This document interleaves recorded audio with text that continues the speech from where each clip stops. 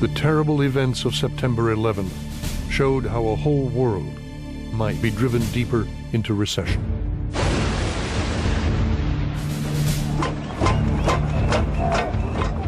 Argentina's economic meltdown has raised new fears about the perils of the interconnected global economy. Can't get away from the fact that globalization makes us interdependent.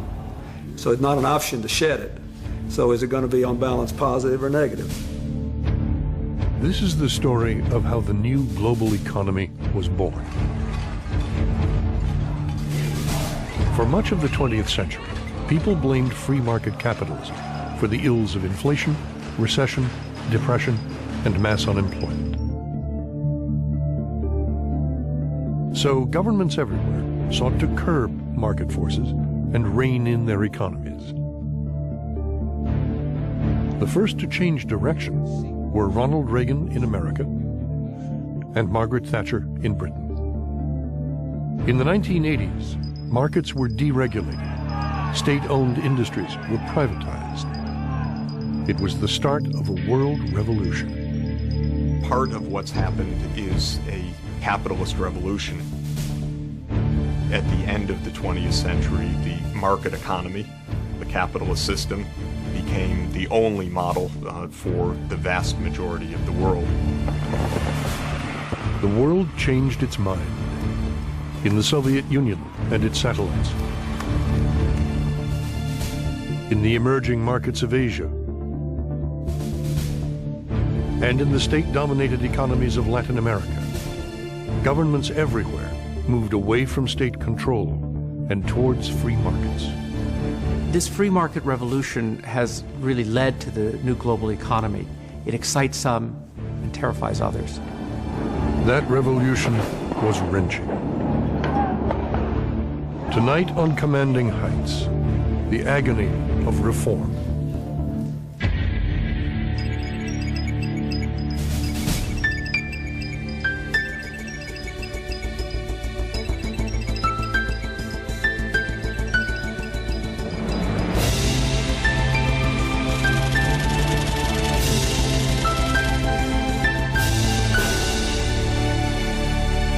This program was made possible by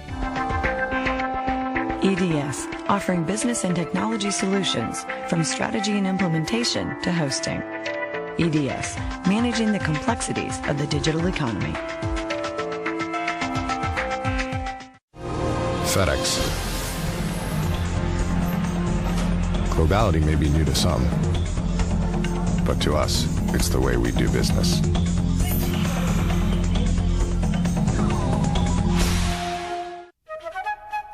We're reinventing the energy business as we develop American oil and gas, next-generation clean fuels, and renewables like solar power. We're the people of BP. Additional funding was provided by the Pew Charitable Trusts, the John Templeton Foundation, the Smith Richardson Foundation, the Corporation for Public Broadcasting, and by contributions to your PBS station from viewers like you. Thank you.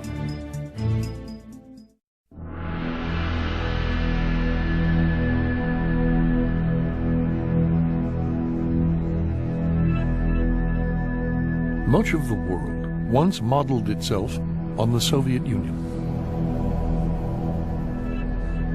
Here, Lenin's revolution industrialized a backward country within a single generation.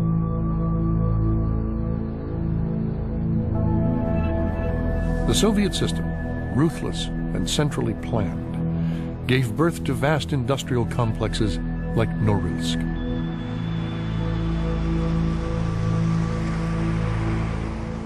Norilsk symbolized every stage of Soviet economic history, from the original prison camp and the beginnings of Soviet industrialization, right up to the collapse of the economy in the 1990s.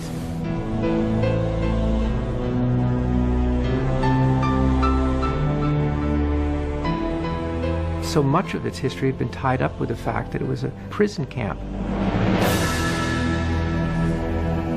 even in the early 1950s, 100,000 political prisoners were working in its mines and factories.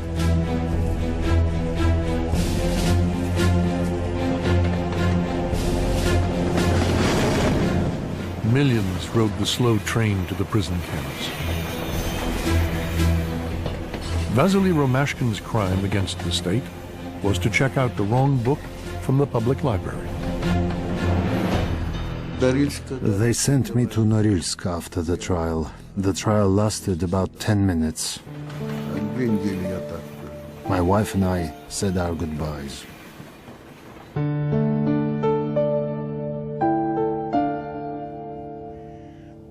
The prisoners' slave labor became a crucial component of the Soviet economy.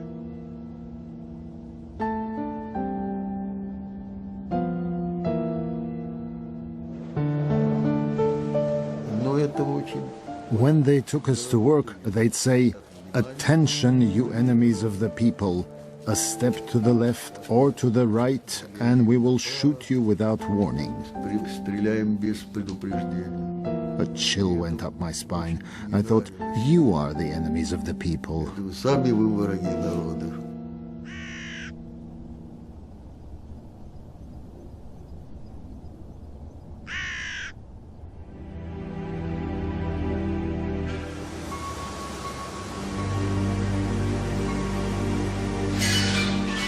The Soviet system of central planning meant that the Kremlin controlled every aspect of the economy.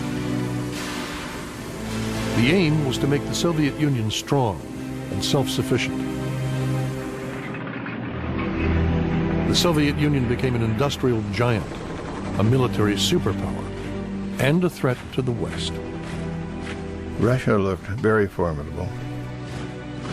The essence of Soviet power was its ballistic missiles. They could wipe out any country in the world in a 30-minute time. So that's a lot of power.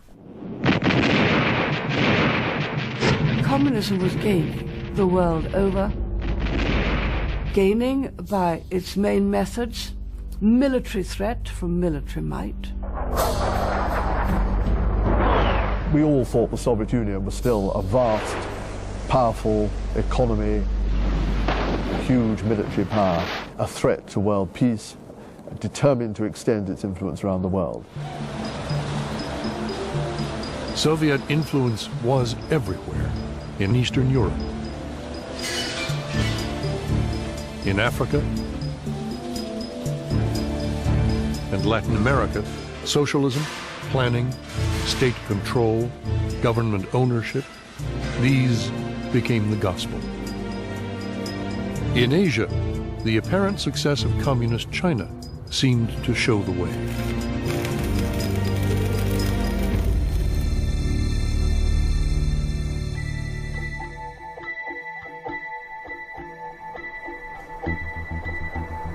But the truth about the Soviet economy lay concealed behind the Iron Curtain.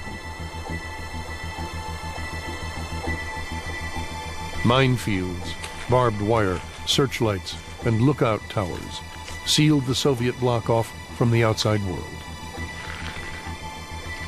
In the 1980s, British intelligence recruited a Russian double agent to penetrate this wall of secrecy.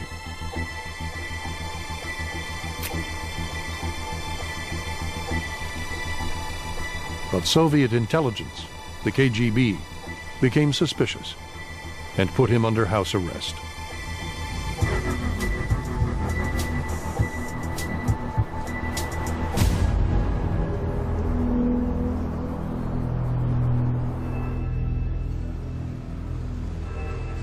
News reached London that its top spy was in mortal danger. Charles Pole was foreign policy advisor to Prime Minister Margaret Thatcher. The news of the intention to spring him came to me in Downing Street. I couldn't tell anyone else because no one else knew about it. It was so sensitive that Pole needed the Prime Minister's personal approval to activate an escape plan. Oleg Gordievsky was perhaps the most valuable agent because he understood the Soviet system from inside. In Moscow, the net was closing in on Oleg Gordievsky. At that time, I decided to use my secret, long-standing plan of escape. I sent a signal to the British intelligence.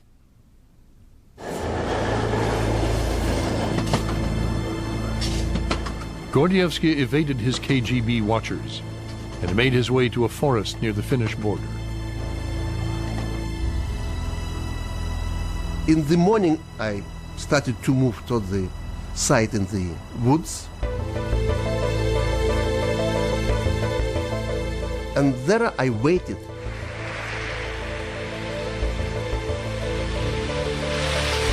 I waited arrival of cars driven by two British people.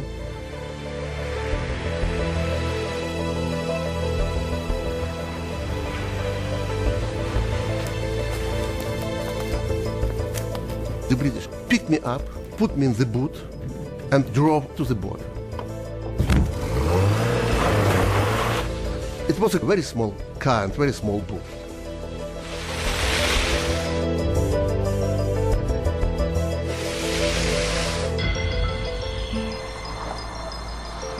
On the border, we started to stop.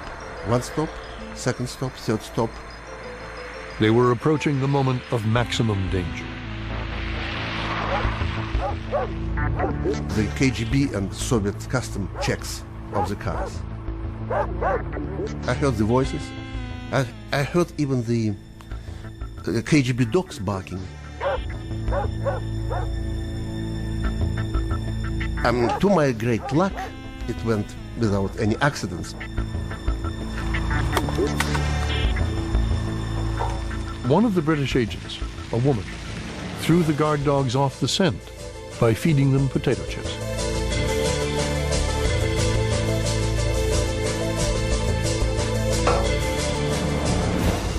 Three days later, Gordievsky was in London, and the debriefings began. When I was a British agent inside the KGB, the British intelligence service didn't have time to ask me about economy, because they were interested about strategic problems. Arms control questions were so overwhelming. The West neglected the important foundation of the armaments, the economy. Gordievsky told his British spy masters that the Soviet Union was under great pressure, devoting more than a third of its entire economy to military spending. And the analyst, he said, no, I can't put such a huge figure, because nobody would believe it. Later, economists realized that the Soviet Union had been spending at least 50% on the military. Gordievsky's information was shared with President Reagan and the Americans, and he was able to play behind the scenes a role of extraordinary influence. Thanks to Gordievsky's intelligence, Western leaders realized that Soviet military might rested on a crumbling economy. The Communist administration reported that the economy was growing. It was not the case. The economy started to go down all the time. And the deficit was covered only with the help of the oil prices. And the extra money made it possible to claim that they were successful. And they were deceiving the world.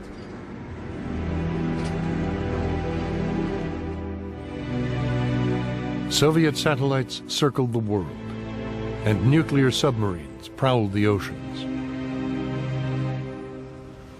But after 7 decades of communism, the real story of the Soviet economy was one of empty shelves and a standard of living that was a fraction of Western Europe's.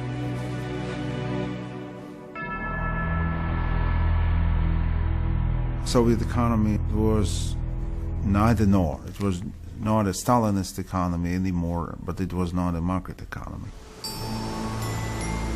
So it was no water, no fire. It was a mess.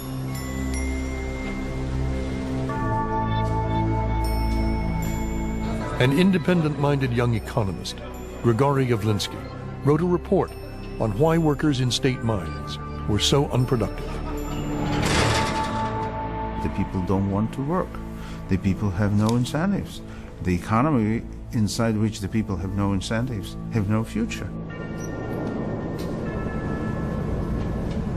So you can do two things. Take a gun and put this gun to his head like it was at the Stalin's time, or you have to give him incentives because he wants to improve the life of his family, and he can't.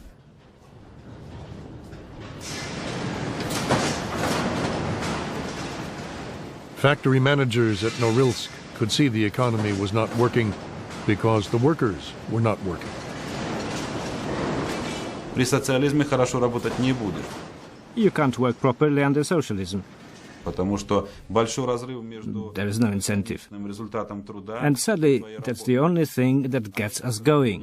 Есть основное, что движет нами.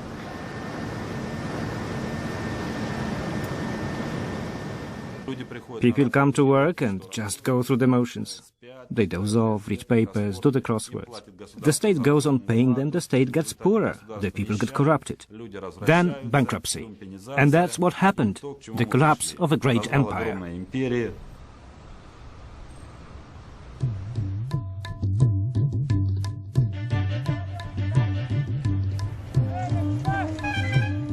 Like the Soviet Union, India had used central planning to industrialize its peasant economy and conquer poverty.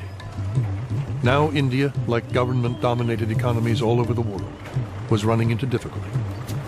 The government of India went into business in a big way, and they decided to control whatever was there in the private sector also, as firmly and fiercely as they could.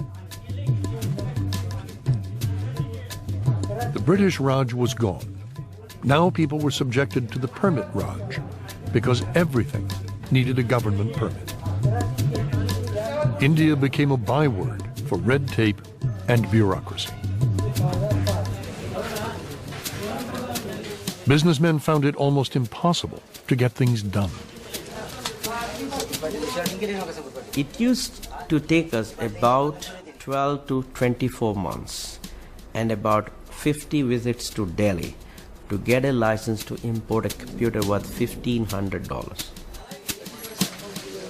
Since it was impossible to work with the system, people learned to work around it.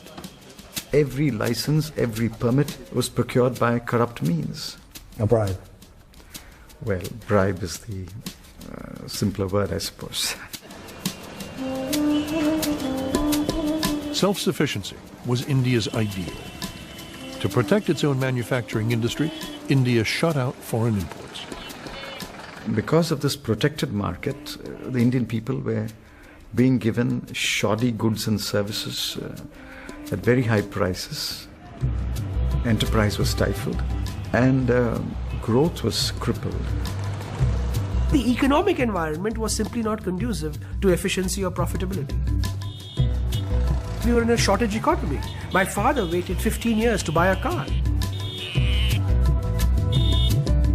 Take India's beloved Ambassador car. It is made by Hindustan Motors, which started manufacturing in the same year as Japan's Toyota. 50 years later, Toyota makes 5 million cars a year. Hindustan sells 18,000 Ambassadors, and still to the same design.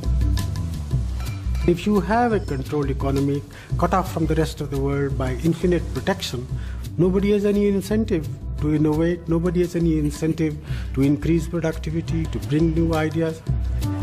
Overprotected, over-administered, overplanned. The permit Raj was quite literal, a brake on the Indian economy.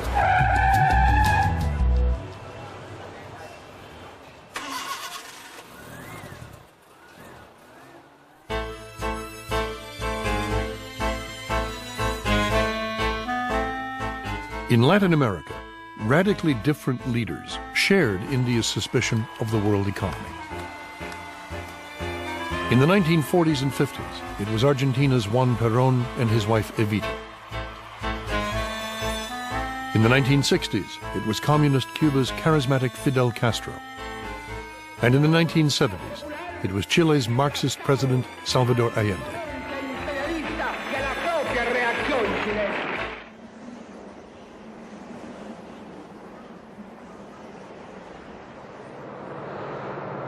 Though rich in raw materials, Latin America seemed doomed to perpetual poverty.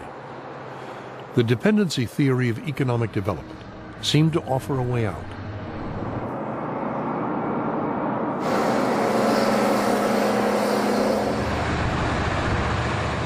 The dependency theory said that if you want to get high economic growth in your country, what you need to do is put up barriers, tariffs, that restrict the flow of imports into the country, develop and build your own domestic industries, and that if you don't do that, you're going to be victimized by world trade. The theory was very attractive. It said you would develop on your own and you would be more self-sufficient.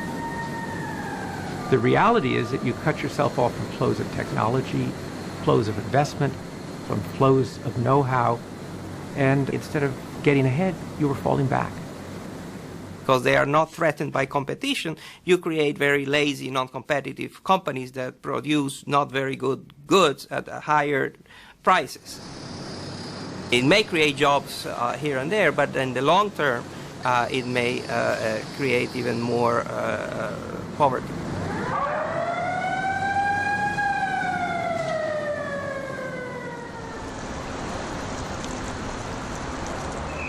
By the early 1970s, Latin American economies were in trouble. Chile elected the Marxist president Salvador Allende. Allende's solution was not less government intervention, but more. Businesses were nationalized or expropriated. Price controls were imposed. Civil unrest grew as the economy spun out of control. We have a tremendous inflation. Chilean society became extremely polarized. It's true, it was polarized before Allende, but during Allende's period, the society was extremely polarized.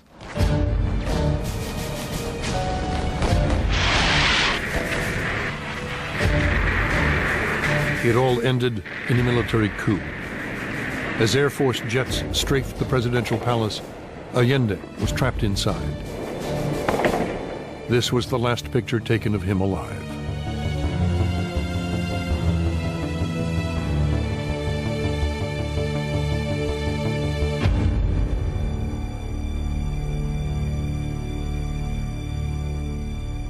Allende's supporters, union leaders, and left-wing students were rounded up in the National Football Stadium. Hundreds were never seen again.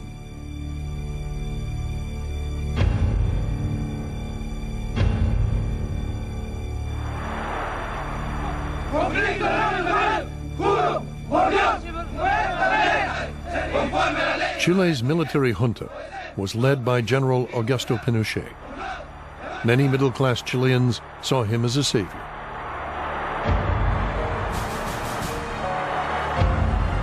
I think that Pinochet's plan was basically the plan to manage an army. He didn't have an economic policy to manage a country.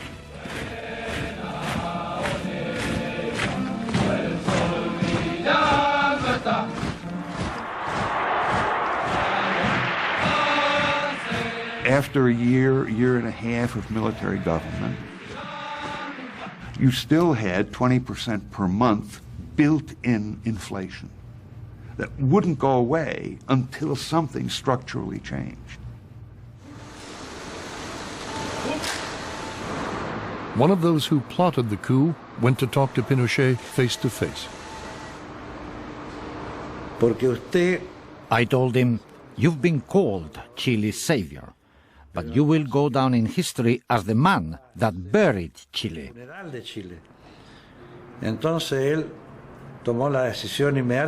He was very shocked by this. And he said, okay, you've got 48 hours to come up with a national plan to fix the economy.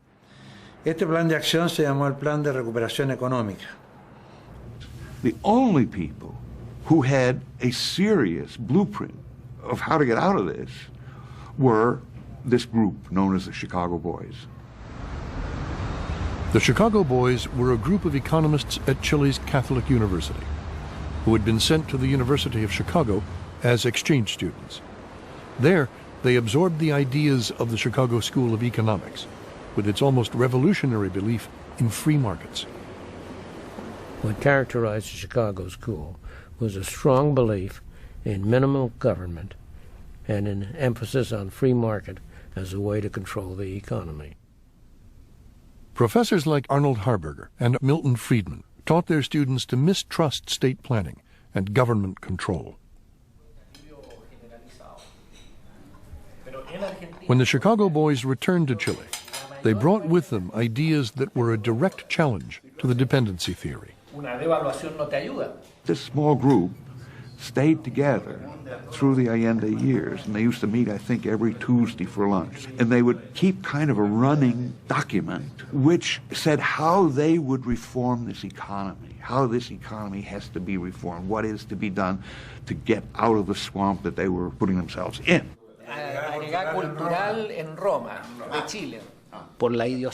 Unfortunately, due to the idiosyncrasies of the military mind, the generals preferred a controlled economy.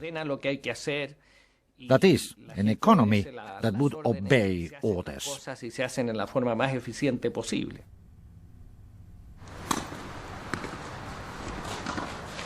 Javier Vial, an influential businessman, sympathetic to the junta, was trying to push the military in the direction of the free market. So I called Milton Friedman and invite him to come to Chile. So Milton Friedman, the most famous free market economist in the world, came to lecture in Chile. I went down to Chile and spent 5 days giving a series of lectures on Chilean problem, particularly the problem of inflation and how they should proceed to do something about it. Friedman's first talk was at the Catholic University. His theme, the inescapable link between free markets and freedom. The emphasis of that talk was that free markets would undermine political centralization and political control. He said that you cannot have a repressive government for long within a genuinely free economic system.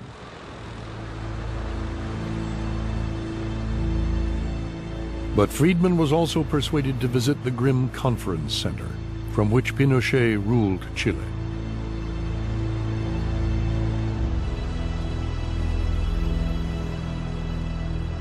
Friedman told Pinochet that he needed to take decisive and immediate action to defeat inflation. Friedman said, well, I'm going to give you an example. If you cut the tail to a dog in pieces, step by step, you will kill the dog. This is the same as inflation. You have to cut it at once, and then the country will start moving. Milton's presence probably helped to stiffen the spine of people who were trying to insist on better economic policies. That's the period when the takeoff of the Chilean economy really began. The major reforms were made. The junta called on the Chicago Boys to rescue the economy. 500 state-owned businesses were privatized. Government budgets were cut. Import tariffs were swept away. The markets were given free rein.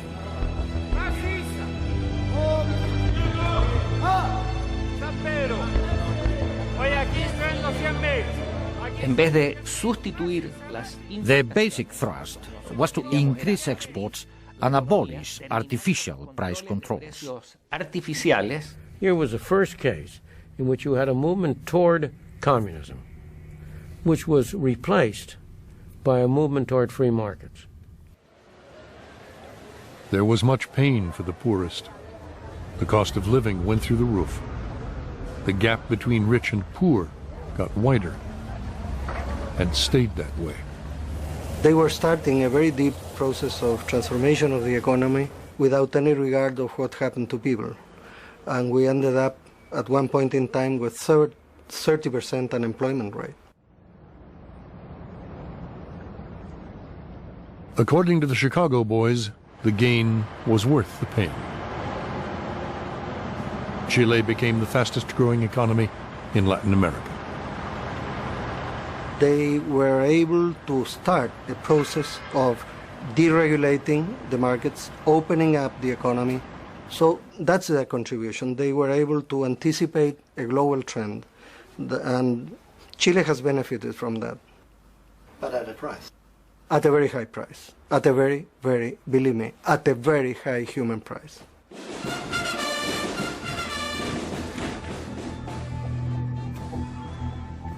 The Chilean economy did very well, but more important, in the end, the Chilean military junta was replaced by a democratic society. Free markets did work their way in bringing about a free society.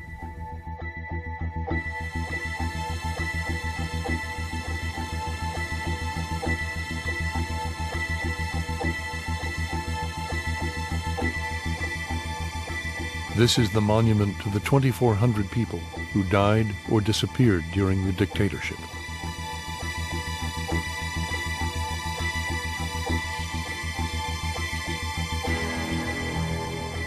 The brutality of Pinochet's regime left little enthusiasm for economic change in the rest of Latin America.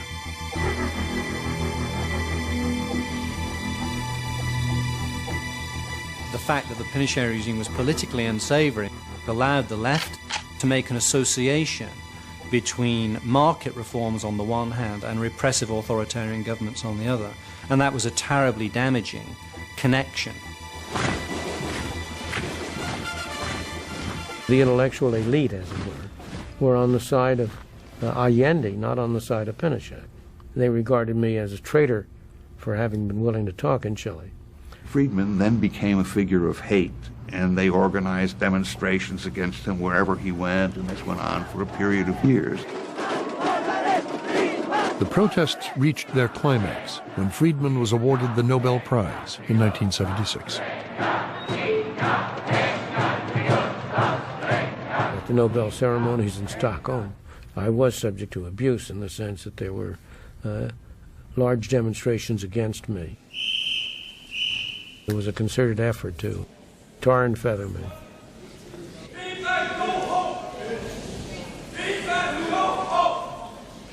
In the minds of many people, the reforms in Chile were tainted by the political caste of the regime. That did set back the cause of liberal economics.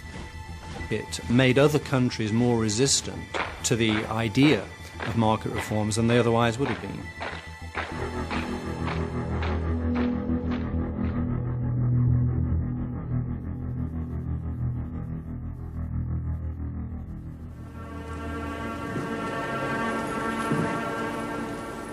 The economic reforms in Chile may have had little immediate impact on the world, but the ideas behind them were gaining momentum. In the Soviet Union, where the aged leadership was dying off and the economy was moribund, people were starting to question the system. By the 1980s, it was becoming clear to the better informed that the Soviet system really wasn't working, but they couldn't really talk about it publicly. They talked about it in their kitchens, they talked about it in small groups, but it was not something that could be talked about in the public. In Leningrad, the cradle of Lenin's revolution, an economic student was asking if the solution lay not in Marxism, but in markets. I'm interested in what is happening in the economy. I start to feel that there's something wrong. There is some illness in the economy, but I try to discuss it with my professors. I get no feedback. You feel that either the world around you crazy or you yourself crazy. Chebaias helped to organize seminars far from the prying eyes of the secret police.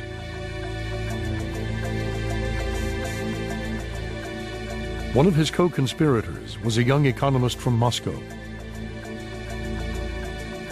We were all in our 30s, researchers or teachers who specialized in the Soviet economy.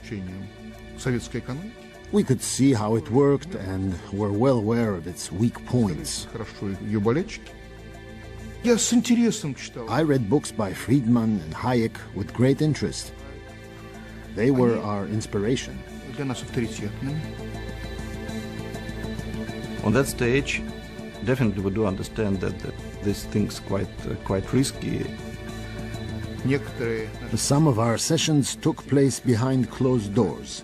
We didn't trust everyone at the seminar, so we kept some people out. Our discussions were not revolutionary, but they were far beyond the limit of what was politically permissible.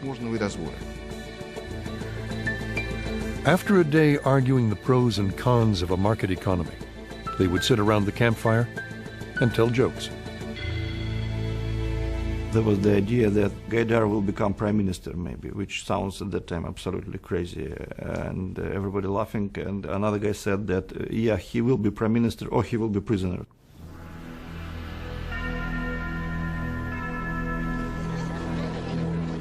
But by 1985, it was not just economic students who were asking what was wrong. When Mikhail Gorbachev became leader of the Soviet Union, he was appalled by the economic decay. There was a government commission to examine the problem of women's pantyhose. Imagine a country that flies into space, launches Sputniks, creates such a defense system, and it can't solve the problem of women's pantyhose. There is no toothpaste, no soap powder, not the basic necessities of life. It was preposterous and embarrassing to work in such a government. Mikhail Gorbachev was what the Soviet Union had been waiting for, a new, young, dynamic leader who was going to reform the system. But that system had been propped up for a decade and a half by high oil prices. And just after he came in, the price of oil collapsed, which meant that the economic problems facing the Soviet Union were even more enormous. Gorbachev's attempt to restructure the economy was called perestroika. Perestroika was a reform that aimed at gradual political change to create an infrastructure for market economics. We had several generations with no experience of markets. You can't just announce the markets and see them appear overnight. I was actually saying it will take a generation for it to start working. He started to allow a certain amount of private enterprise, but it was really a very uneven process. He ended up removing many of the tools of control of central planning, but didn't really replace them with anything else. Gorbachev faced mounting pressure from the West. The U.S. president believed in the economic philosophy of Milton Friedman and Chicago. Mr. President! Mr. President! Mr. President! Ronald Reagan was not alone. He had a political soulmate in Margaret Thatcher. Britain's prime minister had already embarked on a radical free market economic revolution at home. Thatcher and Reagan were determined to go on the ideological offensive. Their political rhetoric began to heat up.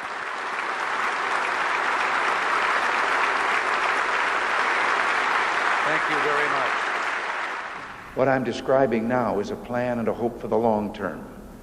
The march of freedom and democracy, which will leave Marxism, Leninism on the ash heap of history as it has left other tyrannies which stifle the freedom and muzzle the self-expression of the people.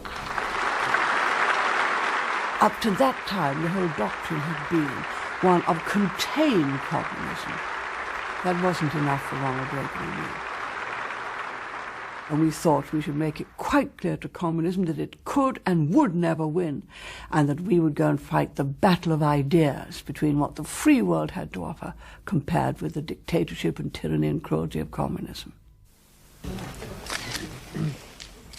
Ever since Gorbachev's first visit to Britain, Margaret Thatcher never missed the opportunity to debate him on the evils and inefficiencies of communism and its system of central planning. Speaking to Gorbachev, she said, Mikhail, do you see how your economy is organized, centralized, entirely led by the Kremlin? Look at me, at Britain and the West. We have market economy, and it is running itself. I don't have to tell different industries what to do. I don't deal with it at all. My job, compared with your job, is much easier. And you would be able to enjoy your job as head of the Soviet Union much more if you had a market economy.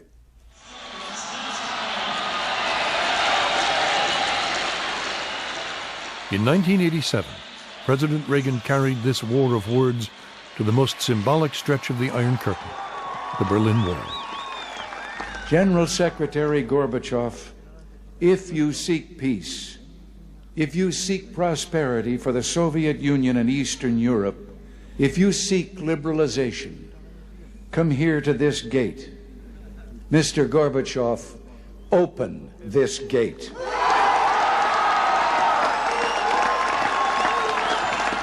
Mr. Gorbachev, tear down this wall.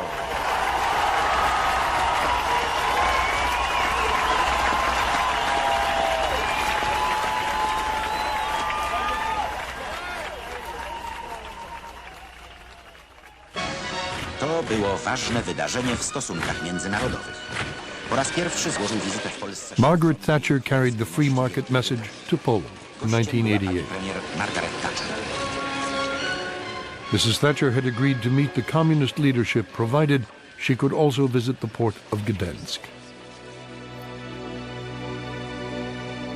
Almost a decade earlier, in 1980, shipyard workers here in Gdansk had taken a stand against communist rule.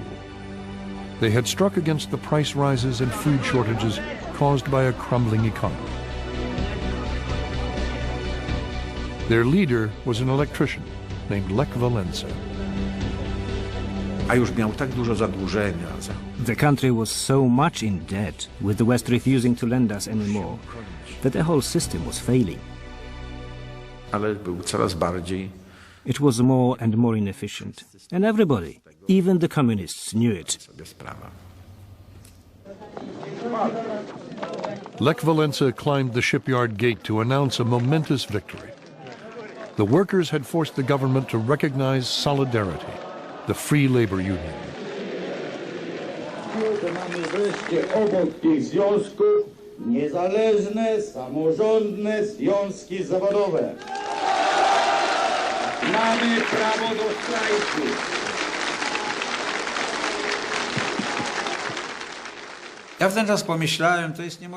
I thought they didn't know what they were fighting for. I thought they were just fighting for a pay rise. Only then did I learn it was all about freedom.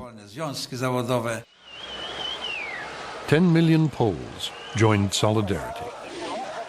Under Walesa's leadership, Solidarity became the main opposition to communism.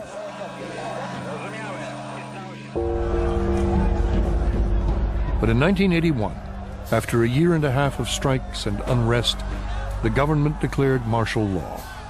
Walesa was placed under house arrest. When Thatcher visited Poland in 1988, she demanded that the communist government allow her to meet Lech Walesa. You didn't say no to Mrs. Thatcher. No one refused her. So her noticing us and demanding a meeting with me and the others, that was a crucial event.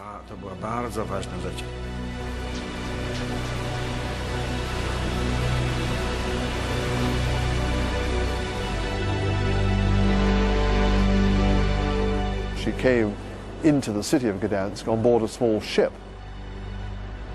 And as she went past the shipyards, all the cranes and the dockside was lined with shipyard workers, all cheering and waving. And one began to sense here was an extraordinary experience in the making.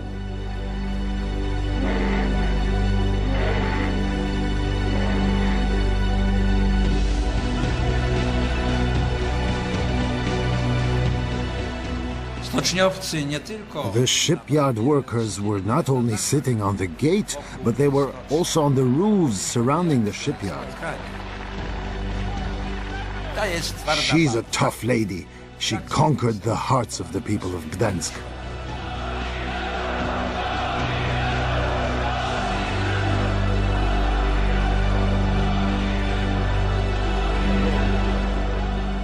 Solidarity workers escorted Mrs. Thatcher to a church.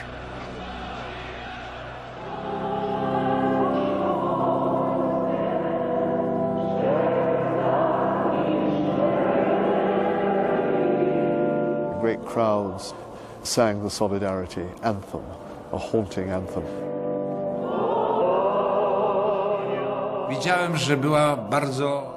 I could see she was very emotional about this visit. Her eyes registered everything that went on around her. It's one of the very few times that I saw tears in Mrs. Thatcher's eyes, as she was so moved by this expression of longing for liberty.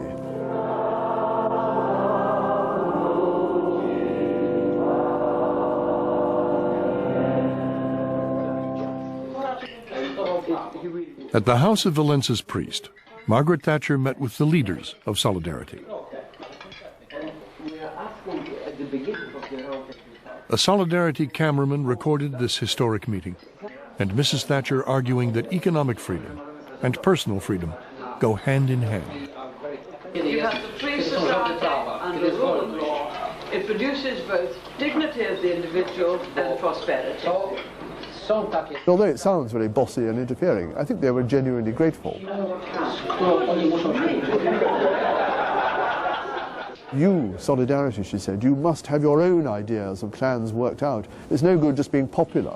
How do you see the process from where you are now to where you want to be? Because whatever you want to do, there's not only what you want to do, how, practical way, you see it coming about. If you were to write down the 10 steps from where you are now to where you want to be. At one point, she said to Wałęsa, but how do you get your thinking over to the Polish government? And he laughed and pointed to the ceiling and said, there's no trouble, they've got this meeting bugged.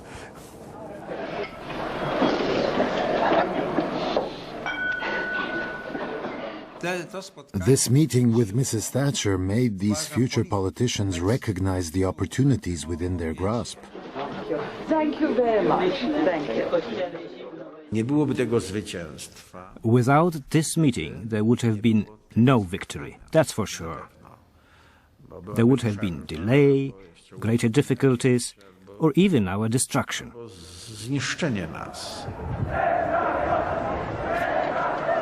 Thatcher's free market message seemed to offer an escape from a Polish economy that was debt-ridden and riddled with shortages. As the communist economies got into deeper and deeper trouble, reformers and economists within the Soviet world began to look outside for solutions and for alternative paths. They looked at the miracle economies of Asia. They looked at what was happening in the United States and in Western Europe. And they looked even as far as Latin America.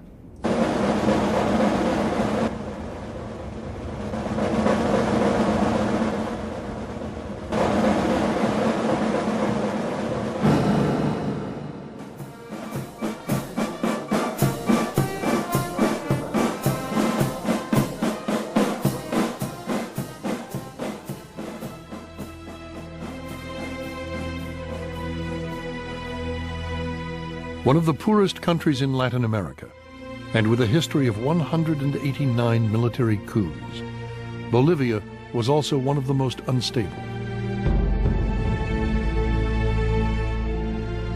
When I was going to college in Texas, first question you'd be asked is, who's the president of Bolivia this week?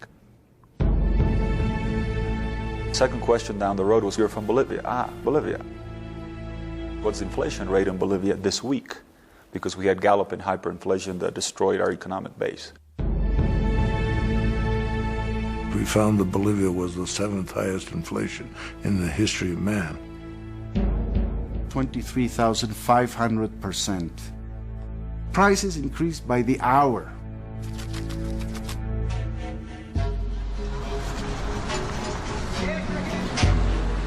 The cost of food and clothes kept increasing. Before it was all over, the total inflation averaged 1% every 10 minutes. 7 out of 10 Bolivians live in poverty. The poor people get hurt even more. They see their pockets be eaten away by inflation that is galloping around. It's like a tiger. Hyperinflation, if you don't kill it, then you only have one bullet. It'll eat you.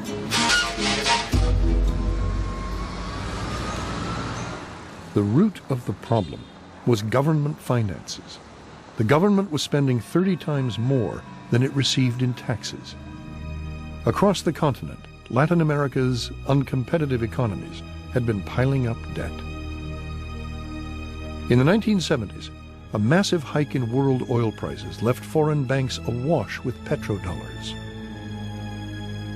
So here were the international banks with billions of dollars and nowhere to earn interest on it.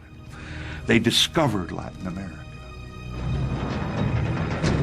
We were offered unreasonable amounts of money.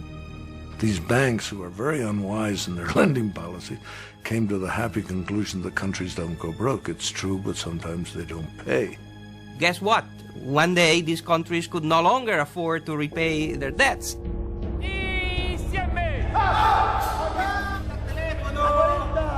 In 1982, a financial crisis in Mexico triggered a chain reaction that caused the 1980s to be known as Latin America's lost decade.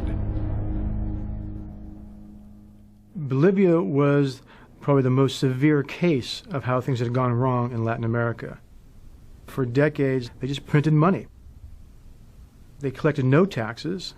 If you can't collect taxes, you have to make money up somehow, and so you just printed it. Bolivia was a basket case. We were considered hopeless. We had help from nobody. We were totally alone. The World Bank had closed its office. The IMF had pulled out its representative. And the American government and other friendly nations wouldn't answer the telephones.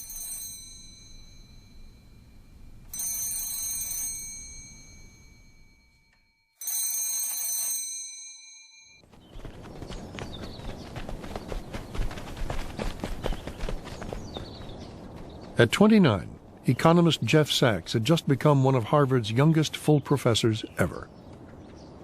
In 1985, some former students sent me a note asking whether I would be ready to come to a meeting with a group of visiting Bolivians.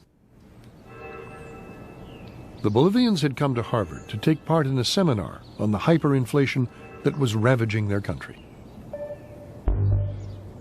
I was absolutely fascinated, made a few observations. Somebody in the back of the room piped up and said, "Well, if you think you know what to do, you come to La Paz."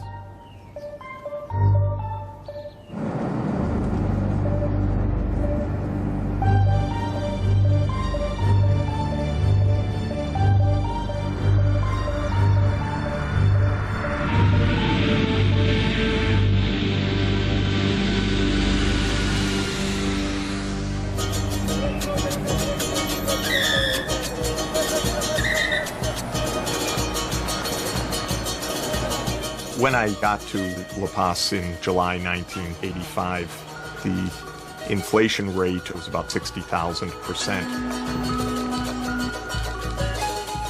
It was an extraordinary and terrifying thing to see, actually.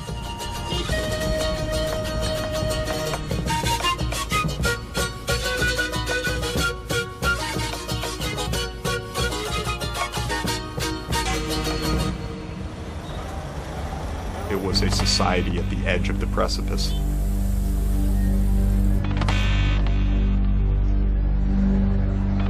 Bolivia's politicians were paralyzed. Only one man seemed to know what to do.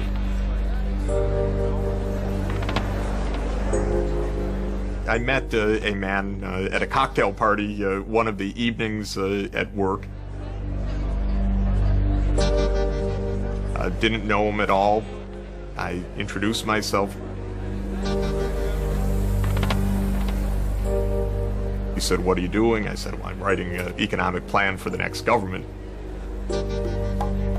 And I said, I'm very, very pleased that you're studying this because we're going to beat these guys and you can come and work for us. So they all laughed. I said, "Oh, that's very interesting. What do you have in mind?" And I described a few elements, basically how to stop a hyperinflation. And he said, no, you have to go much beyond that. You don't understand. We need so much more. You're just going on the surface. This country needs a complete overhaul. We've got to get out of the mess that we're in. I wasn't sure whether he was provoking me, whether he was kidding, whether he was sober, whether he knew what he was doing. It turned out that this was Goni, Gonzalo Sanchez de Losada, a genius.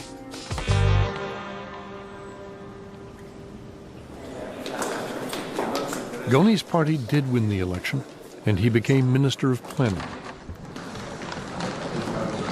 He told the president that Bolivia was running out of time. We told him, you have 90 days before Bolivia's hyperinflation becomes the highest inflation in world history. So he told us, okay, you have 20 days, you have to start working now. There was a big discussion whether you could stop a hyperinflation or inflation period by taking gradual steps. In this, Jeff Sachs was influential. He's had all this gradual stuff that just doesn't work. When it really gets out of control, you got to stop it. Like in medicine, you got to take some radical steps, otherwise your patient is going to die. To avoid leaks, they worked at home.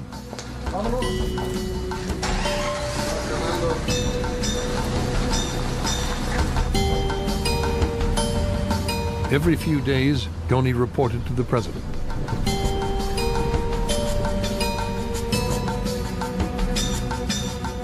We said, look, boys, you got one chance.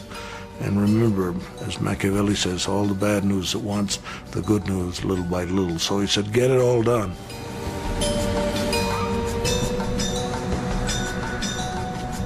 Shock therapy is get it over, get it done, stop hyperinflation, and then start rebuilding your economy so you achieve growth.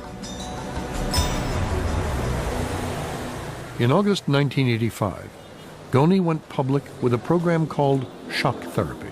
It caught everybody by surprise. It had great credibility. It was a shock.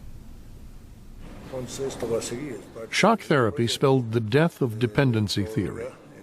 Government spending was slashed. Price controls were scrapped. Import tariffs were cut. Government budgets were balanced. We didn't use highly sophisticated economic theory to deal with hyperinflation. We just used very simple things, such as from now on the government will only spend what it gets. You get 1 peso, spend 1 peso. You get 2 pesos, spend 2 pesos. If we don't have it, we don't spend it. No borrowing from the central bank, and therefore the central bank did not have to print money. Shock therapy meant that the price of essentials, transport, food, fuel, all shot up.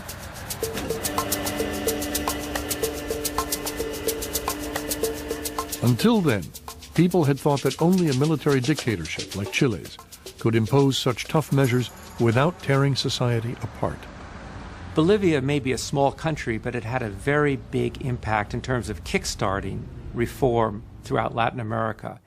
In Brazil, a former professor who actually used to teach the dependency theory launched a program of economic reform that looked a lot like shock therapy. Argentina was suffering from 20,000% inflation, and the new president of that country said, you know, we've seen this movie before. Pro-market reforms could be implemented under democracy, and we demonstrated that it was possible here in Argentina.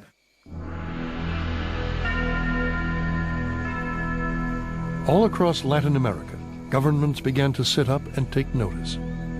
I think the Bolivian experience did have influence.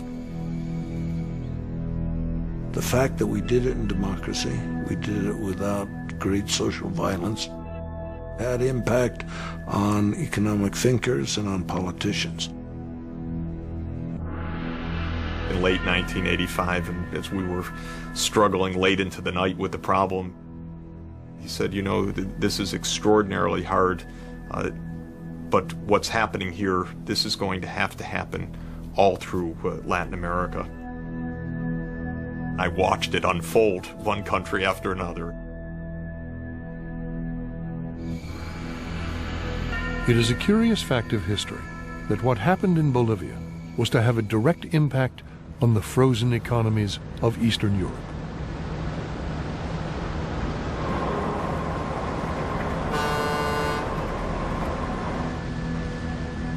I was approached by a Polish government official who had watched the Bolivian reforms and then had seen the work that I had done in Argentina and Brazil. He finally asked me, well, would I go to Poland and help?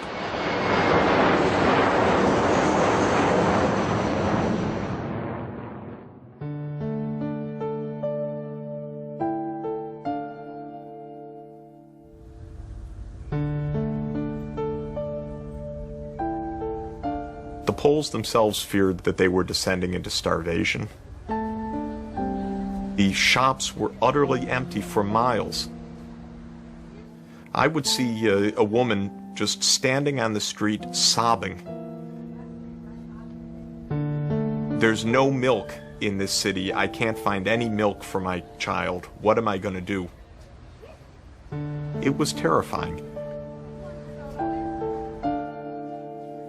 Sachs arrived on the very day that roundtable talks agreed there should be free elections in Poland. The situation was more than dramatic. One can change a political system overnight, but an economic system needs years. System ekonomiczny trzeba lat.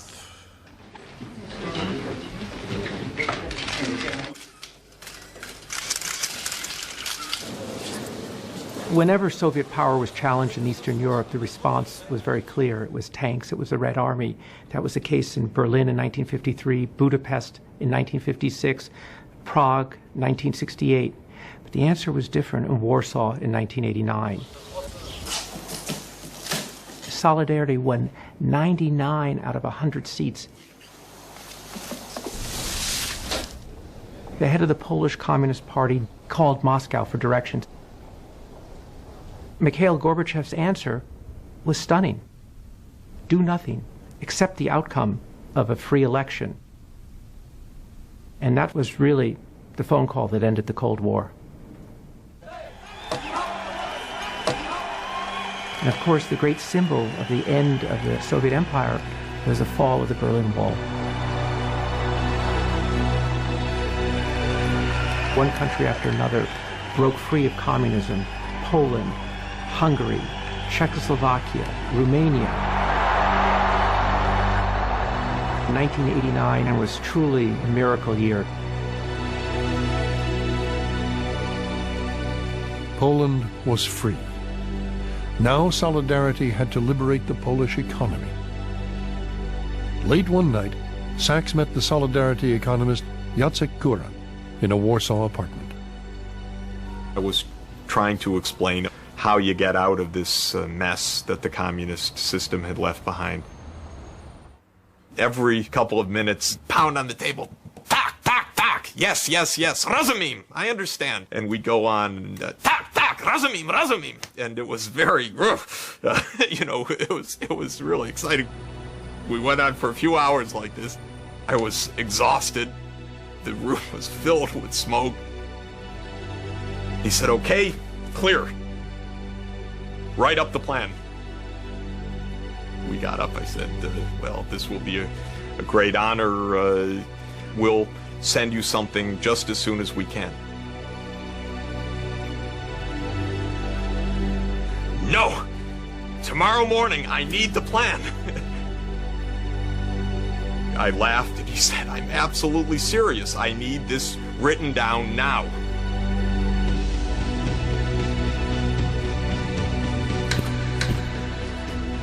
We wrote up a plan that night and delivered it the next morning. They distributed it to the Solidarity members of the parliament. Like Sachs, Solidarity's new finance minister, Leszek Balcerowicz, believed transition had to be rapid and massive. Just after breakthrough, there's a short period, the period of extraordinary politics. By definition, people are ready to accept more radical solutions because they are pretty euphoric of freshly regained freedom. One could use it only in one way, by moving forward very, very quickly. Poland decided to do what Bolivia did, to introduce shock therapy, cut back on government expenditure, and try and introduce a market system and see if it could work. Prices almost doubled, and shortages didn't end. Co to jest za rząd? Tyle lat człowiek robił, pracował i gówno z tej pracy.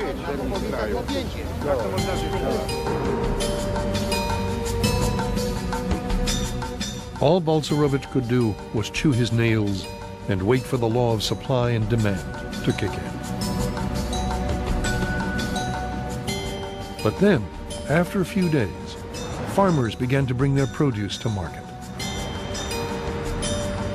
I was going for a walk, and we were looking at the prices in the shops, the prices of eggs. His aides told him to concentrate on the price of eggs. If eggs appeared, if eggs got cheaper, the market would be working.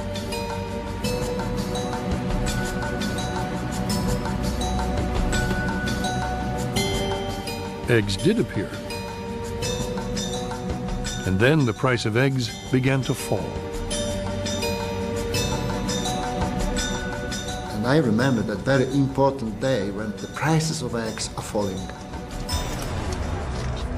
This was one of the signals that the program, stabilization program, is working. But reforming state-owned heavy industries would prove a much bigger challenge. Once Poland became free, one of the problems I have to face was a fight about privatization. The big problem was the old industries inherited from the communist past, and there were wrenching problems of unemployment, of making them efficient, keeping them running, and that's where you saw a lot of the pain.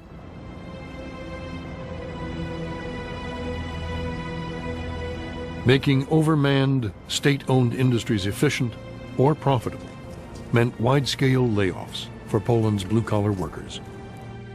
When I became the prime minister, the euphoria of transition was almost over.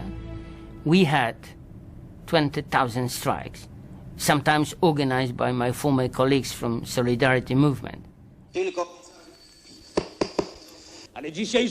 Solidarity began to lose support as workers felt the pain of reform.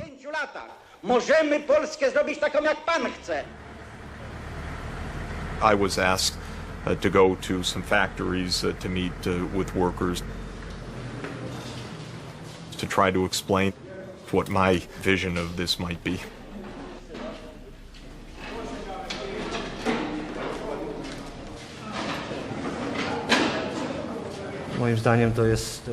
In the beginning, we were made to believe that it wouldn't take long for things to get better. Sachs gave us a rosy vision for the future of our economy. We soon found out that the program imposed on us from the outside most harmed precisely those Poles who had contributed so much to political freedom.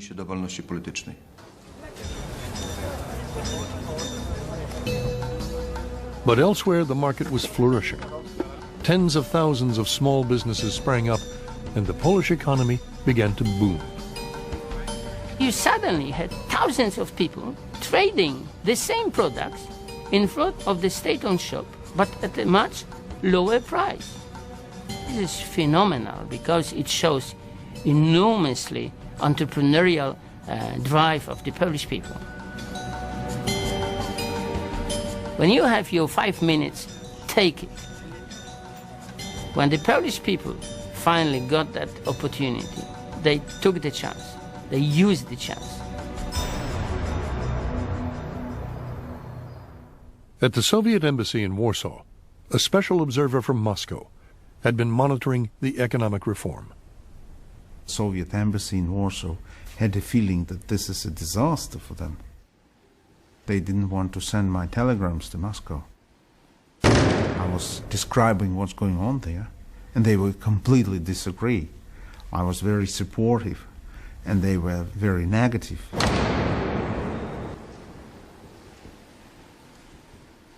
I was sending the analysis to Gorbachev. Balcerowicz is doing the right thing for Poland. That's what I was saying. Gorbachev asked Yavlinsky to write up a plan for radical economic change. I hoped to do in a year and a half as much as possible to make a transition from the Soviet economy to the market economy. I understood that we should move as quickly as possible. The U.S. threw its moral support behind the free market reforms. We want to learn a little bit more about Mr. Yavlinsky's efforts. A country is trying to change 70 years of political and economic philosophy and change it in a way that moves it in exactly the opposite direction. But Gorbachev shrank from shock therapy. The Yavlinsky plan languished on his desk.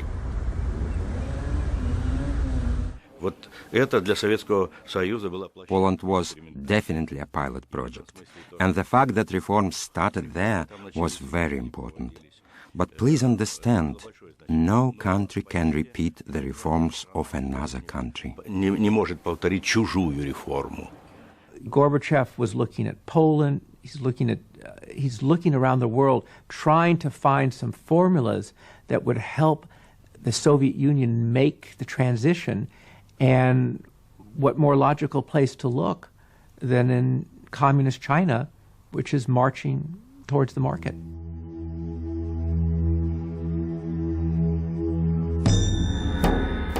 In 1989, the year the Berlin Wall fell, Gorbachev visited Beijing. As he arrived, protesters were gathering in Tiananmen Square. In China, too, the communist hold on power looked unsure.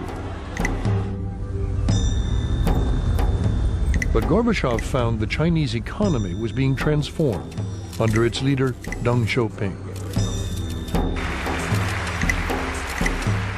Deng Xiaoping was an old-style communist. He'd been very close to Mao Zedong, but he had fallen from power and had spent time when he was under house arrest pacing around in the courtyard, thinking through what had gone wrong. Why was this communist dream turning into such an economic nightmare? And when he came back to power, he said, I have two choices. I can distribute poverty or I can distribute wealth. Deng had been impressed by the success of the Southeast Asian economies, in which overseas Chinese were so prominent. They were lucky that after Mao died, Deng Xiaoping opened up China. He had to fight his own conservatives, the orthodox communists, who were terrified that this meant dismantling the socialist state that they were building. Deng Xiaoping said, don't worry, we're not pursuing capitalism, we're pursuing socialism with Chinese characteristics. The Chinese decided to keep the political system of communism, but to get rid of the economic system called communism and go towards market socialism. With that, they could keep their political control, but also have the benefits of the marketplace.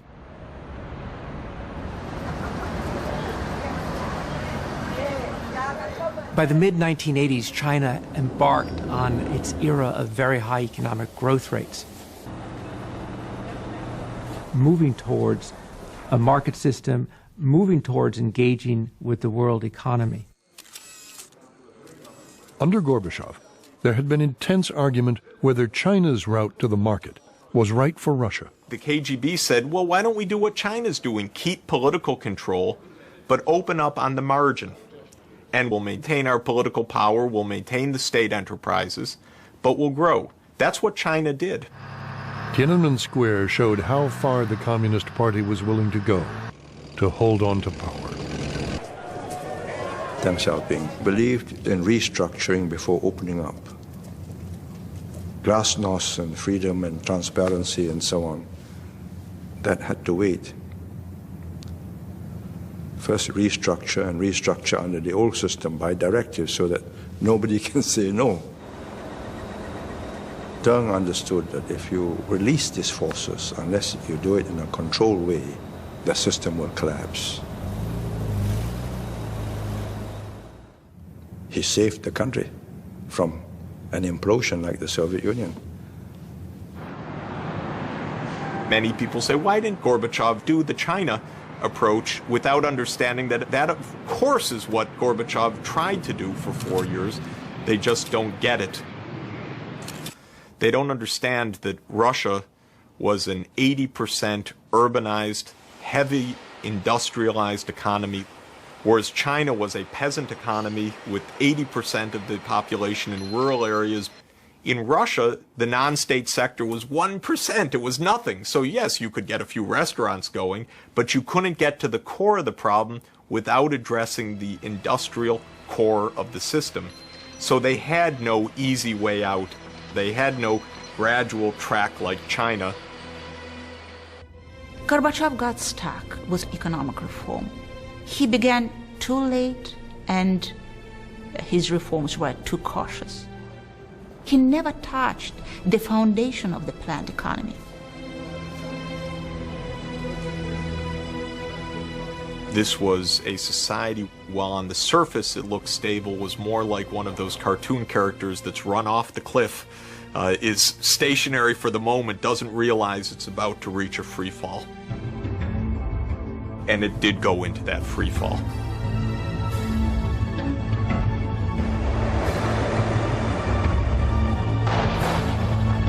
In August 1991, die-hard communists staged a coup.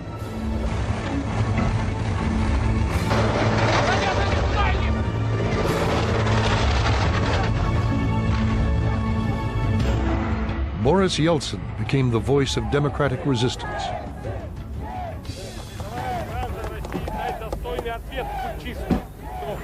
The coup collapsed. Gorbachev survived the plot, but his prestige was destroyed, and the Soviet Union's days were numbered. The end of December 1991, Mikhail Gorbachev went on Soviet television. He told his viewers that the Soviet Union would, within a few days, cease to exist legally. After 7 decades, the Soviet Union was over. It was finished. Fade to black.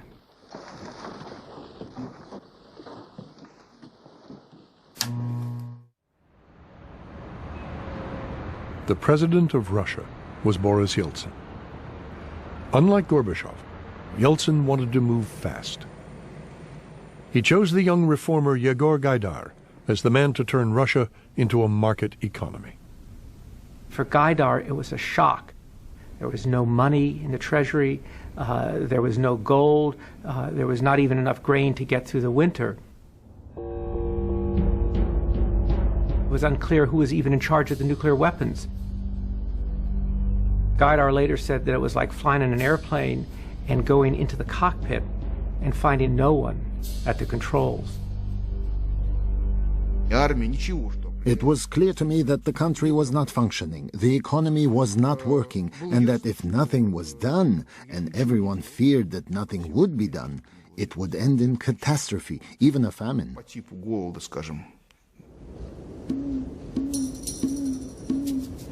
Gorbachev's halfway reforms had left the economy in a tailspin. Every essential was in short supply.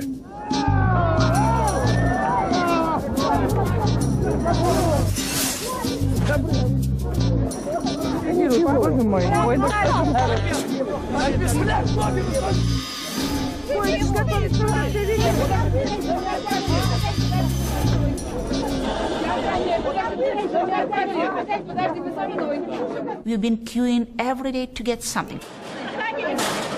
Sugar, matches, salt. The stakes really were very high. Economic situation was absolute disaster. Inflation was about 20% a month. The shelves stood empty. The prices were skyrocketing. Gaidar had to move very fast. Gaidar was now in charge of the entire Russian economy, and he was still only 35.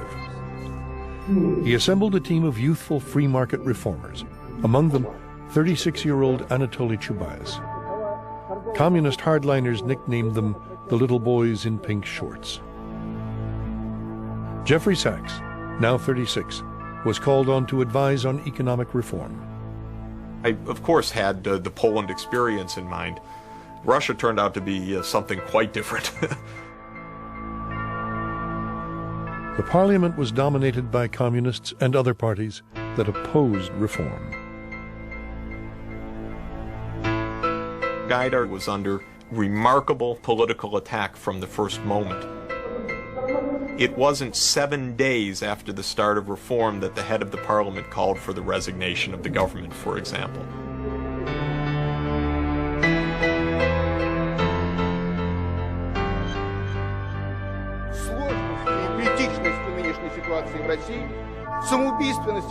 Gaidar and his team wanted to use economic reforms as a political weapon to smash the old communist system before it destroyed them.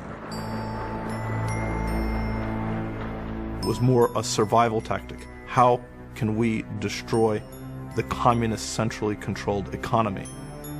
Let's destroy the army, let's destroy the KGB, and let's destroy centrally controlled planning, rather than how are we going to build an economy.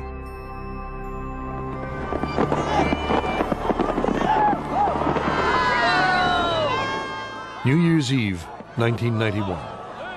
Next morning, prices would be freed. Gaidar's reform would directly affect the man and woman in the street.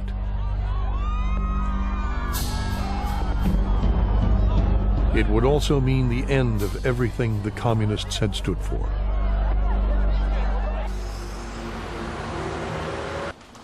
Next, Gaidar abolished the Soviet law that made private enterprise a criminal activity. Gaidar believed that an effectively free market would put an end to shortages. He didn't have long to wait. I was driving to my office on Old Square, past Детский мир, the children's shop.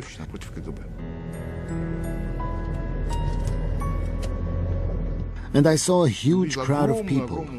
I sent my aides to find out what was going on.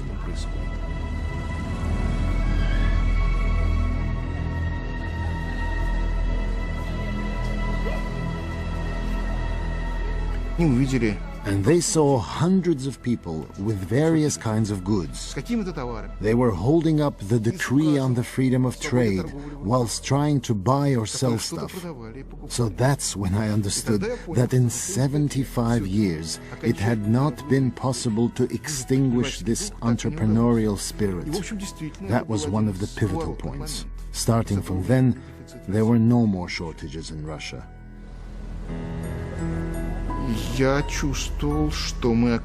I felt that we were right, and that market forces worked, even in this tortured economy.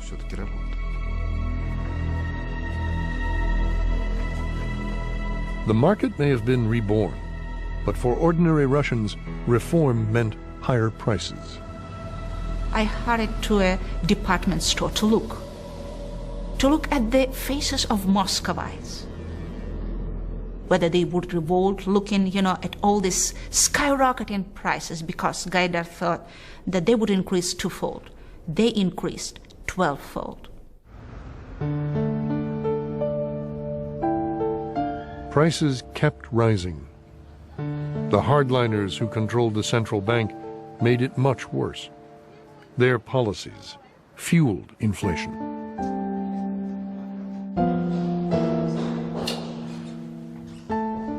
In Norilsk, factory workers like Yuri Kamatov were cleaned out.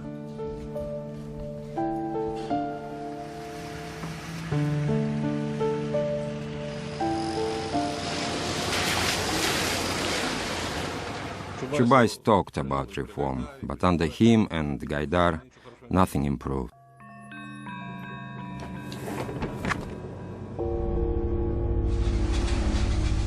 We lived worse and worse and worse.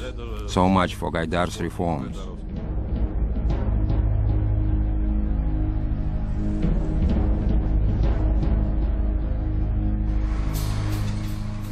Many came north to earn the money, to buy a house, a flat, a car, to save for a pension. And then in one day you were left with nothing. It was so sudden. Some people committed suicide. The inflation came 500%, 600%, 700%. The money simply went to the ashes, simply to nothing.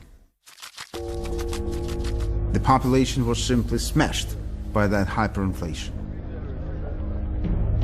And that's undermined all belief to the economic changes.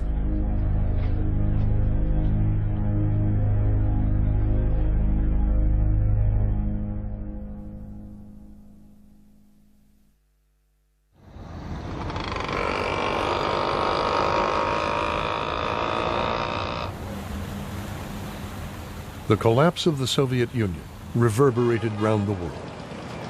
For India, it was the end of a role model. The ideal of central planning shattered. This was a telling proof that a command type of economy was not as secure as we had thought. Therefore, the collapse of the Soviet Union was a major factor which influenced thinking on economic reforms in our country as in other countries. Planned by bureaucrats and cut off from world trade, India's economy had grown stagnant, inefficient, and indebted. In 1991, India stared bankruptcy in the face. We were borrowing heavily. We had to mortgage our gold deposits. Our growth rate had come to virtually zero. All this added to a very enormous crisis. In the midst of the crisis, the economist Manmohan Singh received an urgent call from the new Prime Minister. He found himself appointed Finance Minister. Well, I said to him that we are on the verge of a collapse. Our foreign exchange reserves, when I took over, were no more than $1 billion. That is roughly equal to 2 weeks' imports. The argument was quite simple. We were in the midst of an unprecedented crisis. It was time to think big. To the horror of his own political party, the Prime Minister gave the green light for free market reform. Well, the rank and file of the party was simply bewildered. They did resist the kind of changes that we brought about. But we presented them the hard facts that unless all this was done, the economy would simply collapse. India's permit Raj was ended. State control was reduced, government subsidies were cut, tariffs and trade barriers reduced, and regulatory licenses eliminated.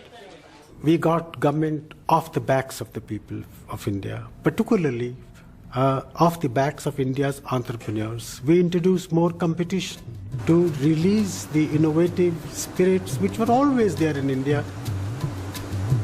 The economy turned around much sooner and much more deeply than I had anticipated. Indian industry boomed. We created record number of jobs. We were able to control inflation, and the economy was growing at the rate of 7% per annum, so our critics were completely silenced.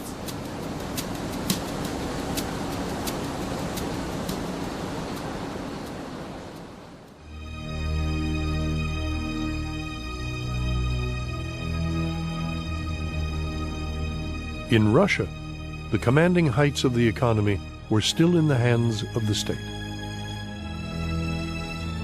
In a great idealistic move, the young reformers set out to democratize state industries by simply giving them away.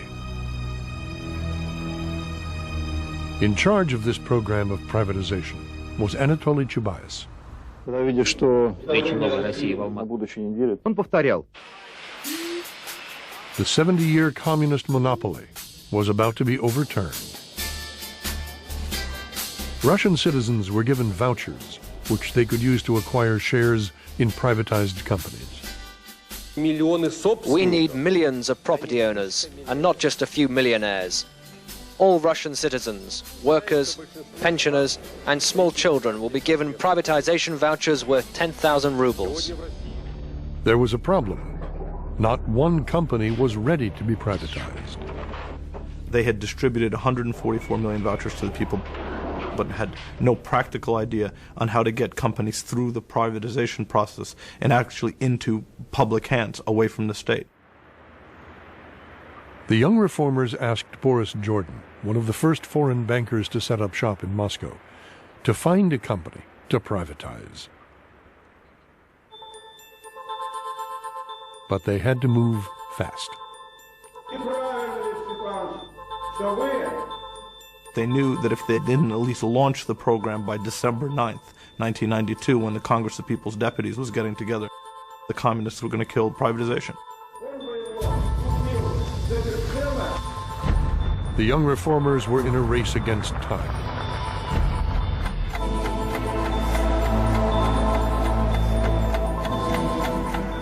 It was very tight. If there wasn't going to be privatization, there was going to be no market economy. They narrowed the search down to a business on the edge of Moscow. It was not exactly what Lenin would have called the commanding heights, but the Bolshevik biscuit factory did bake Russia's favorite cookie. We had to, I wouldn't say bribe, but incentivize them. We gave managers of their factories and the employees of the factories about 50% of the stock in the company. The balance of the equity would be sold in the public markets through these vouchers. We opened up the first official auction of a Russian company to the public on December 8th, 1992.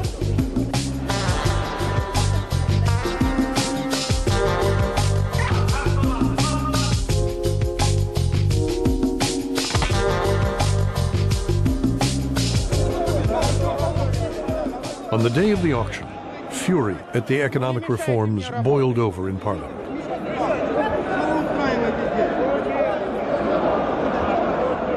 Communist hardliners forced a vote of no confidence in Gaidar. I remember it very well. We'd already opened the auction, and I was sitting in the auction center. I was watching the television, and I watched Gaidar get removed. Communist opposition had forced Yeltsin to sacrifice Gaidar. His replacement, Viktor Chernomyrdin, was a product of the old Soviet central planning system.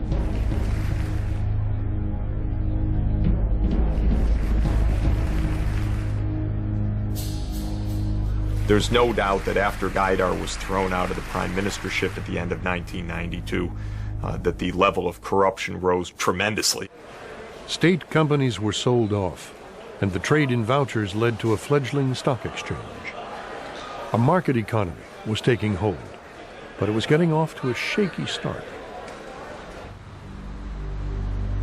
In Moscow, speculation was rampant in what some called the Wild East.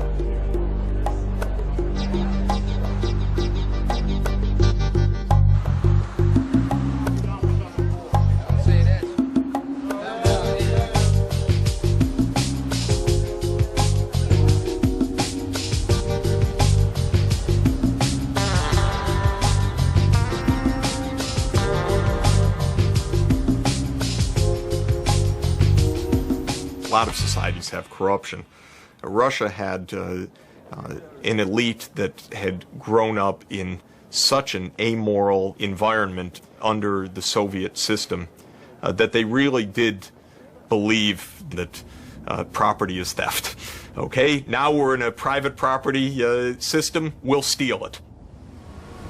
And Russia had a lot to steal.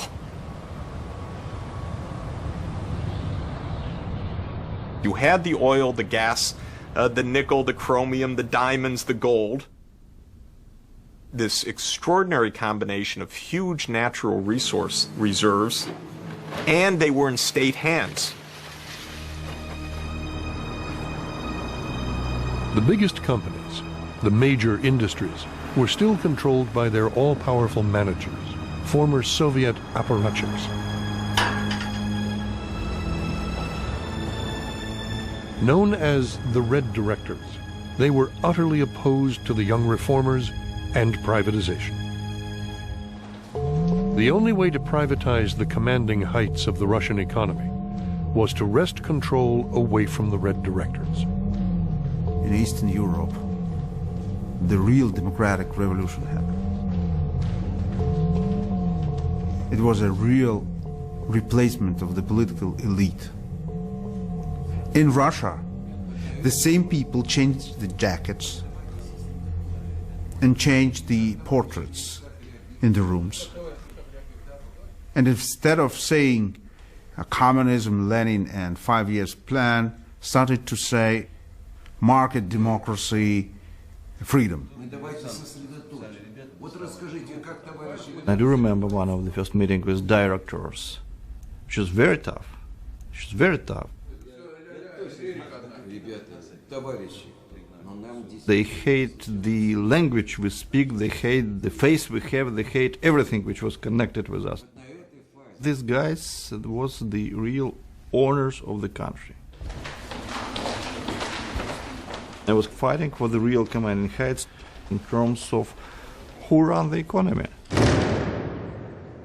Who run the economy? Market or the Soviet directors?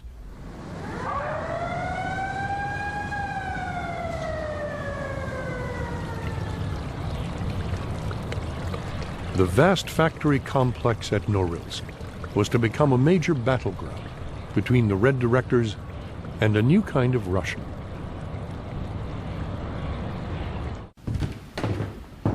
Vladimir Potanin was a buccaneering businessman who quit his job in the foreign ministry and within a few years built a small trading company into one of Russia's leading banks. I decided to become a businessman at the moment when I understood that it is possible, because I grew in a country where it was not possible, and there existed even a special article in a penal code of the Soviet Union which punished entrepreneuring activity. Potanin's next venture would lead some to see him as an inspired entrepreneur, others as a robber baron. In 1995, he decided to make a play for Norilsk Nickel. But to take over Norilsk meant going up against one of the most powerful of the old Red Directors, Anatoly Filatov. Filatov of Norilsk, the hardest guy, one of the most powerful men in Russia. Potanin, who was at that time a relatively unknown person in this country, went up against this guy. Norilsk Nickel was the test case. Potanin needed allies. These were the richest of the new entrepreneurs. They came to be known and hated as the oligarchs. By 1995, we had a new business elite who, in my opinion, were efficient owners and qualified managers. But they had no property in their hands. That's why it was the struggle between old Red Directors and new managers who gained their money, let's say, themselves. To break the power of the Red Directors, the oligarchs needed political support. It was politically very difficult to withdraw, let's say, this power from the Red Directors. Even the government and even Chubais were not strong enough to win easily this struggle. It looked as if the communists were going to win the upcoming 1996 presidential elections.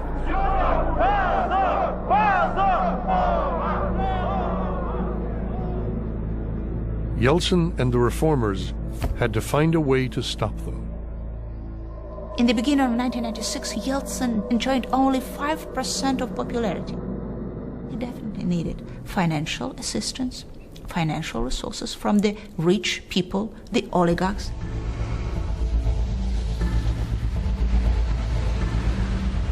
The government and the oligarchs needed each other, and they needed to move fast. The government feared a communist comeback. The oligarchs feared the loss of their fortunes.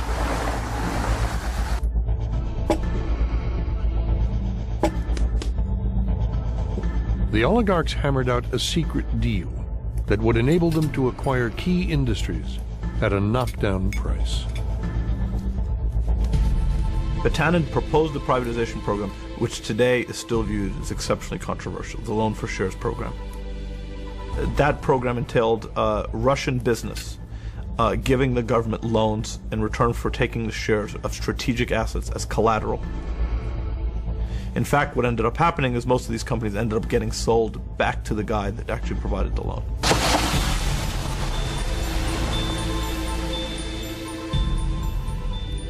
The oligarchs' money would help Yeltsin fight the presidential election. In exchange, they wanted the commanding heights.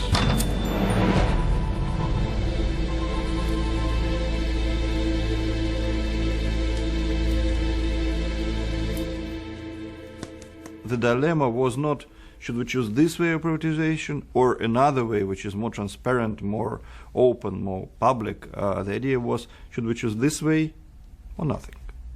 The point of the loans for shares deal was to create a critical mass of powerful and influential businessmen whose primary interest would be to prevent the communists from coming back.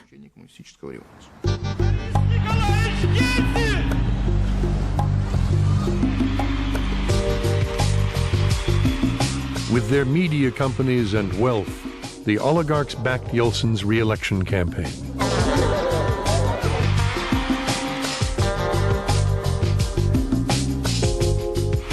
Singing and dancing endlessly across Russia, Yeltsin surged ahead in the polls and to victory. Batalha entered Yeltsin's cabinet, the oligarch's direct voice in the Kremlin.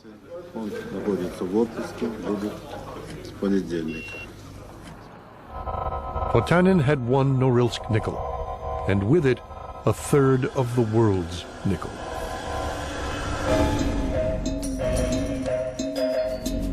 For a company with annual sales of $2.5 billion, Batalha paid just $170 million. I felt a great feeling of victory.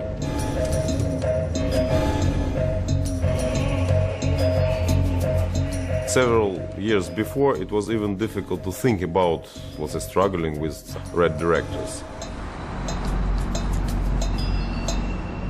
The struggle was won by us, by those who were younger, who were more active and more prepared for competition. Many years later came a feeling of great responsibility, because when you win, you become responsible for everything what is going on. But it came a little bit later. To many, the loans for shares deal was more than a scandal. It was the theft of the century, but it was a price Yeltsin was willing to pay to keep the communists out.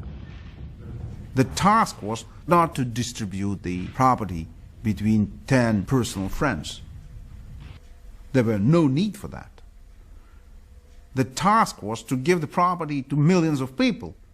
We can say that it was artificially, yes. It was cheap, relatively cheap. It was not transparent, Yes, but I think that it was difficult to avoid. Maybe it was the only way. The goals are justifying the means.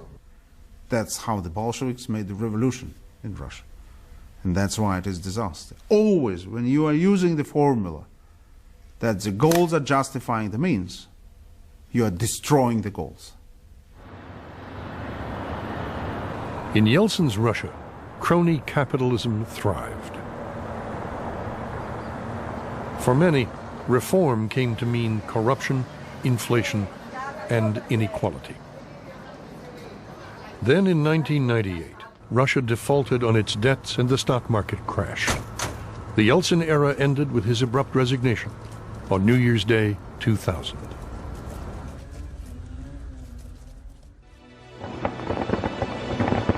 By the start of the new millennium, the decade of radical change was over. A world that not so long ago had looked to socialism, central planning, and protectionism now looked to the market. It's breathtaking what's happened in the last 20 years or less. It's as though the whole world has changed its mind. Everywhere, in India, China, Asia, in Latin America, in Europe, in North America, and above all, in the communist world, governments have retreated from the commanding heights of the economy.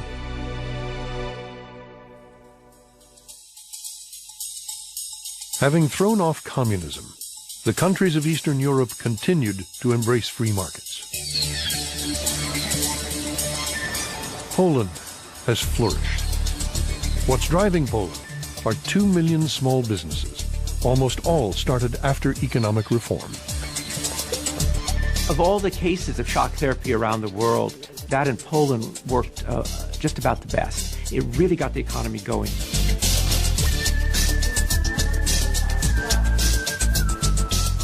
Businesses like Zofia Belgic's gym now employ over half of the country's workforce and produce close to 75% of its total output.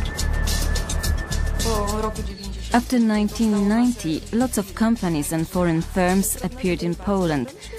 The forecasts were very good, and I think they have come true. But we Poles need time for everything to fall into place.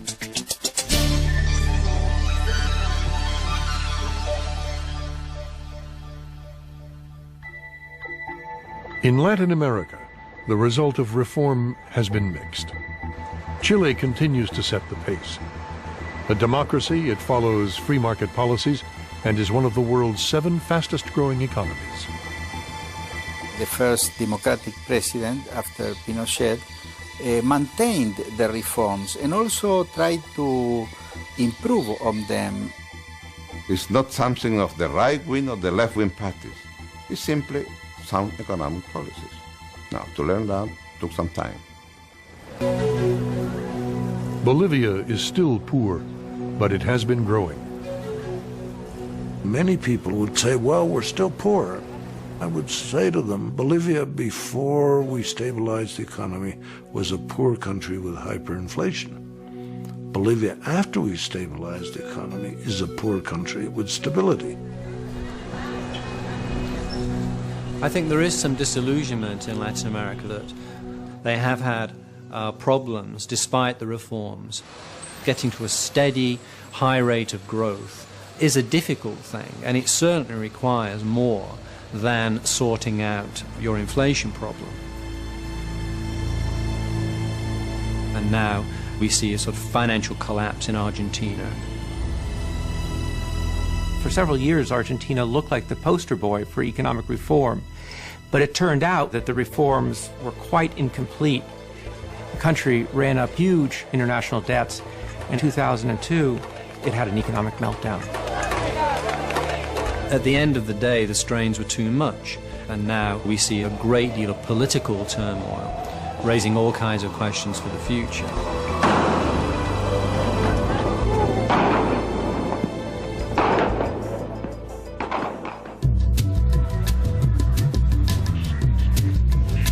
In India, Narayan Murthy no longer needs 50 trips to Delhi for permission to import one computer. Instead, he has built one of the world's biggest software companies.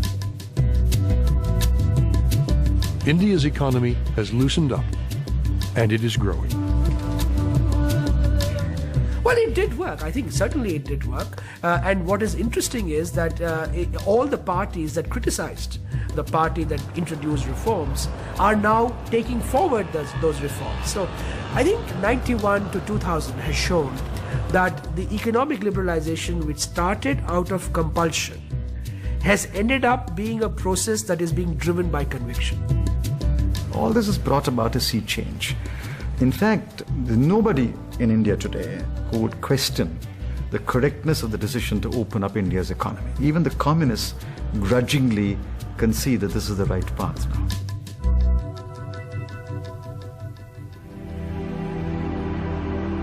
In Russia, ironically, the 1998 stock market crash and the default on debts may have been a turning point. A second chance for Russia's still new market economy. Under President Putin, the institutions of a market economy strengthened, and the oligarchs were reined in. Russia has changed a lot since the loans for shares deal of the mid-90s. It's had strong economic growth over the last several years.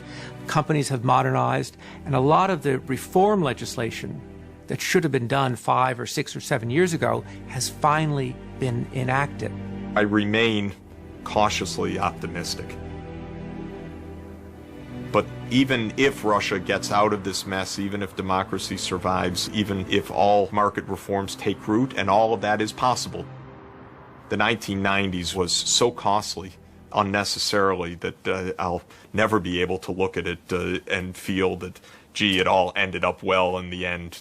The problems are still there, the problems of inadequate health care, all the way to corruption, but it's a society that's changing.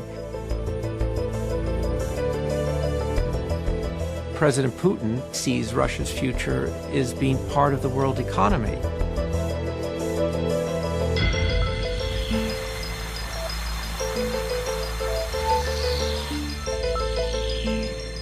I'm looking at my son who is 19 years old, and I'm looking at other people, and I am amazed. They are ready to live in this global environment. These are the people absolutely free of any old stereotypes. They don't remember communism. My son is coming home and asking me, "Mom, can you tell me what Marxism is?" We spent only 10 years after collapse of communism, and my son doesn't know what communism and Marxism is. The world had indeed changed its mind. Capitalism was now the rule almost everywhere. The stage was set for a single global marketplace, woven together by trade, technology, and investment. The era of globalization had begun.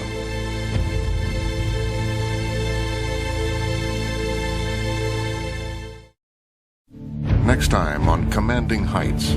Today, in the technological world in which we live, it's possible to do in Bangalore what is being done in Silicon Valley. The promise and the perils of a global economy. All these people who had decided there was no risk anywhere panicked and decided there's got to be massive risk everywhere. The new rules of the game.